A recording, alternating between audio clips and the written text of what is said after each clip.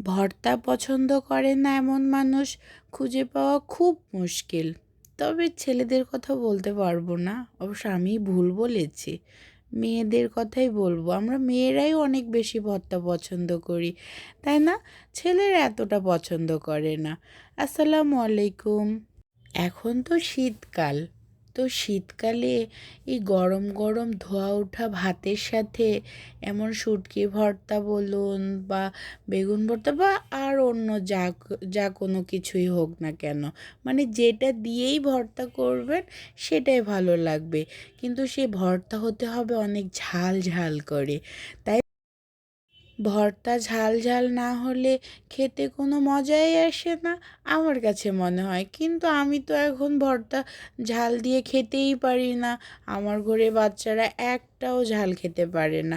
আপনারা কি ঝাল দিয়ে ভর্তা খান নাকি ঝাল ছাড়া এমনি থেকেই ভর্তা করেন? তো আমার কাছে মনে হয় যারা ঝাল না দিয়ে ভর্তা বানায় তারা কিন্তু ওই ভর্তা বানানোর চেয়ে তরকারি রান্না করে খাওয়াই ভালো। কিন্তু আমার মাঝে মধ্যে এটা হয় যে এই ভর্তা খাওয়ার চেয়ে না খাওয়াই ভালো। আমি এটা কী রান্না করেছি? তো যাই হোক, আর বেশি অন্য কোনো কিছু বকবক না করি। আমি যে শুটকিটা ভাজছি, এই শুটকিটার নাম কি জানেন?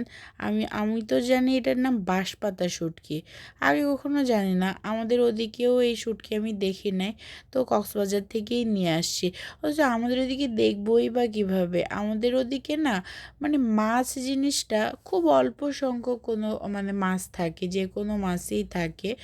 মানে আমি ঢাকায় এসে অনেক অনেক মাছের সাথে পরিচিত মানে হয়েছি। আমাদের ওইদিকে খুব কম মাছ থাকে, কারণ আমাদের ওইদিকে তো নদী নালা নেই। আর এদিকে দক্ষিণাঞ্চল বলেন আর ঢাকার এদিকে তো সব কিছুই থাকে, এদিকে অনেক মাছ পাওয়া যায়, তাই হয়তো এদিকে মাছ শুটকি কোনো কিছুরই অভাব থাকে না। আর আমি এদিকে এসে কত কিছু যে চিনছি, কিন্তু চেনার এখনও তো শেষ হয় নাই। আরও কত কিছু চিনবো, জানবো, আপনাদের কাছ থেকে শিখবো। এখনও তো শিখি। অনেক অনেক আপুরা আছেন যারা কত সুন্দর সুন্দর করে রান্না করেন, ভর্তা বানান। আমি তো মানে এত সুন্দরভাবে মনোযোগ দিয়ে দেখি, আপনাদের আমি বলে বোঝাতে পারবো না। সত্যি অনেক ভালো লাগে। আমি কিন্তু কখনো কোথাও গিয়ে মানে কারো বাসায় গিয়ে পুরোটা না দেখে আমি কখনো আসি না। এটা কেন জানি আমার আমার অভ্যাস, মানে মনোযোগ দিয়ে আমাকে দেখতেই হবে। তো যাই হোক, বলতে বলতে মানে এই টুকটাক করে কথা বলতে বলতে আমার ভর্তা পুরা ভাজা টাজা দিয়ে একেবারে মানে পাটায় বাটা অবধি শেষ হয়ে গেছে। কি সুন্দর হয়েছে না ভর্তাটা? খেতে কিন্তু অনেক মজা হয়েছিল।